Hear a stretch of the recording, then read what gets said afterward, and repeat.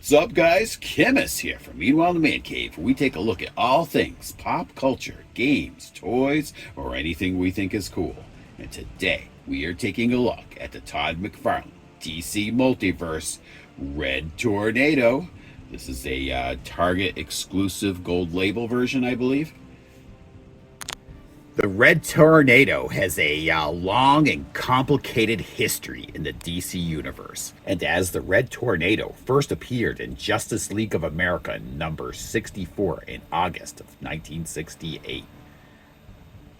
He's often portrayed as a hero, but just as much has been used as a villain by such villains as T.O. Morrow. Red Tornado has been portrayed as the host of an alien called Ulthon, and even the host of an air elemental, much like Swamp Thing is the host for the Earth elemental.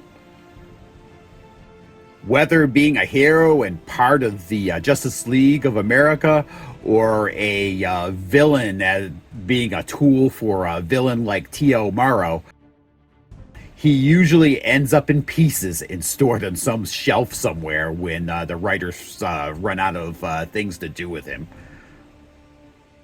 All right, not much to see here on the box. The typical Todd McFarlane fare. Gold label version here. Titled character on the side.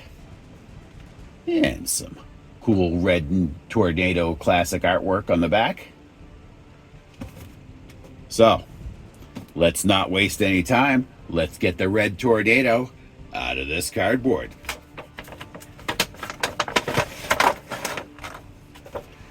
First things first, inside the box, got the collector's card and a figure stand.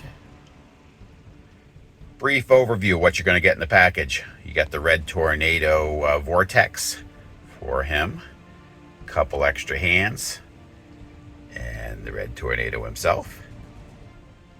Okay, in the package you get a couple open hands.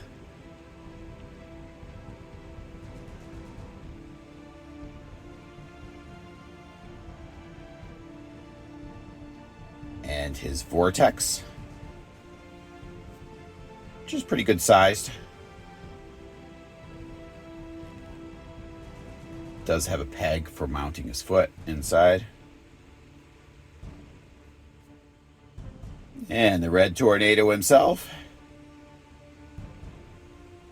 On the surface, I like it.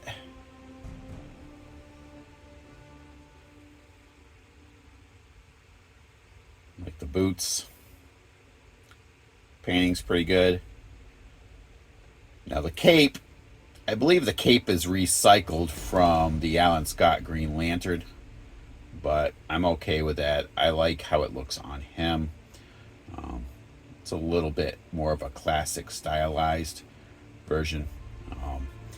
Typically, you don't see these as much on a lot of the Red Tornadoes, but I think on one of the animated ones they had him with those. But overall, that doesn't bother me. I had somebody not tell me they didn't like the black shading up at his eyes. Again, that doesn't really bother me. But everybody has their own preferences for things they like, so I'll let you be the judge of that for yourself. Starting off with the Red Tornado's articulation. Turn his head left and right. His head will lean forward and back as well. It's hard to see, but it does. And tilting.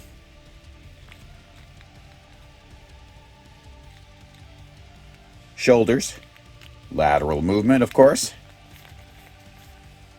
The usual forward and back. He's got the bicep shoulder joint there for tilting or shifting there. Double elbow joint and the typical Todd McFarlane fare there. And you've got a hinge at his wrist. Just make sure that's lined up before you angle that. But yeah, you can also twist it. He's got his abdomen joint here, so you've got some crunch motion there, as well as some back with a decent range.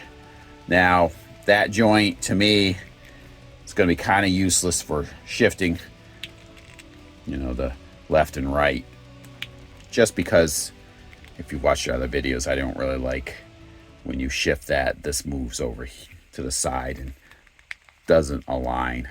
So that joint for me on this particular character is probably going to be kind of useless. But you do have a waist joint, I believe, here. Yep, you do. So do have that. So I'll be able to use that when I'm posing him. His leg, lateral movement, forward, kick, and back. You've got your double knee joint. And of course, no twisting here. It'd be a perfect place to hide a twisting joint there, right at the boot line. Unfortunately, they don't do that. You do have some shifting for the legs though, which is good. You can kind of angle that foot. Again, this won't line that stripe, so, but it might not be noticeable on a foot so much. And you've got your back with a decent range of motion there, a little bit forward, and his toe joint. So let's get the Red Tornado into some poses here, and I am going to tell you what I think. Okay, I gotta say, overall, I'm pretty happy with this figure. He was pretty easy to get into poses that I wanted him to be in for this type of character. The one thing that I will say, though, use a figure stand with him, because to get him to stand without a figure stand was rather difficult due to the weight of his cape. It tended to want to pull him backwards. But if you're using a figure stand or you're using the vortex to put him in, he stands pretty easy. I will tell you though that putting him in that vortex was a bit of a challenge, just because the opening is rather narrow compared to the stance of the figure itself. But once I got him in, it was okay. Just be careful how you balance him, because the weight of the cape can even pull him over backwards, even inside the vortex. But overall, I gotta say, I'm satisfied with the figure. I want to thank you guys for tuning in, and please give us a like and subscribe, and come back every Tuesday at 9 a.m.